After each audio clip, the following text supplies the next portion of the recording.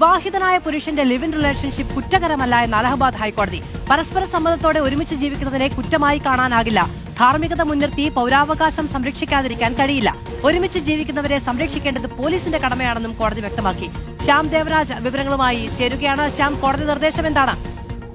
അലഹബാദ് ഹൈക്കോടതിയാണ് ഈ രീതിയിലുള്ളൊരു സുപ്രധാനമായ നിരീക്ഷണം നടത്തുന്നത്. ഷാജഹാൻപൂരിലെ പങ്കാളികൾ നൽകിയ ഹർജിയിലാണ് ഹൈക്കോടതിയുടെ നിരീക്ഷണം. നേരത്തെ BNSലെ 87-ാം വകുപ്പ് അനുസരിച്ച് ഈ രണ്ടുപേർക്കുമെതിരെ പങ്കാളികൾക്കെതിരെ കേസെടുത്തിരുന്നു. അതിലാണ് അലഹബാദ് ഹൈക്കോടതി ഈ രീതിയിൽ വിവാഹിതനായ പുരുഷന്റെ ലിവിംഗ് ഇൻ റിലേഷൻഷിപ്പ് കുറ്റകരമല്ല എന്ന് നിരീക്ഷിക്കുന്നത്.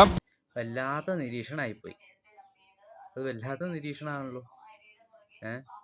ഒരാൾ കല്യാണം കഴിച്ച് റിലേഷൻഷിപ്പിലേക്ക് ആയിപ്പോയി.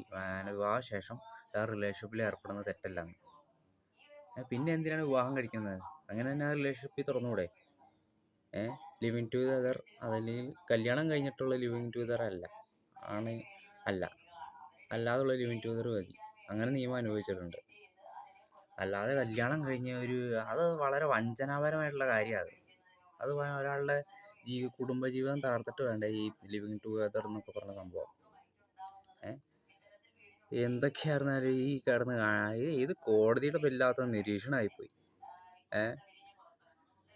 അല്ലെങ്കിൽ അത് ആലോചിച്ച് നോക്കിയത്, നമ്മളിപ്പോൾ ആശിച്ചു പോയി, നമ്മളൊരു കല്യാണം കഴിച്ചു കഴിഞ്ഞപ്പോൾ നമ്മുടെ അത്രയ്ക്ക് സ്നേഹിക്കുന്നതായിരിക്കും നമ്മുടെ പങ്കാളി, ആഗ്രഹിച്ചൊക്കെ ആയിരിക്കും കല്യാണം കഴിക്കുക. എന്നിട്ട് അയാൾക്ക് വേറൊരു ബന്ധം ഉണ്ടെന്നറിയുമ്പോൾ നമുക്കുണ്ടാകുന്ന മാനസികാവസ്ഥ ആലോചിച്ച് നോക്കി. അപ്പോൾ അങ്ങനെയുള്ള അവസ്ഥകൾ പ്രോത്സാഹിപ്പിക്കുകയാണ് ഇതുപോലത്തെ കോടതികൾ. നാളെ ഒരാളെ കൊല്ലുന്നത് തെറ്റല്ല എന്ന് പറഞ്ഞാൽ പിന്നെ ഈ ഹൈക്കോടതി നിരീക്ഷണം കണ്ടെത്തി കഴിഞ്ഞ് കഴിഞ്ഞാൽ ഉണ്ടാകുന്ന ഭവിഷ്യത്ത് എന്തായിരിക്കും? കുറ്റം എടുക്കില്ല എന്ന് പറഞ്ഞാൽ കൊലപാതകങ്ങൾ കൂടും.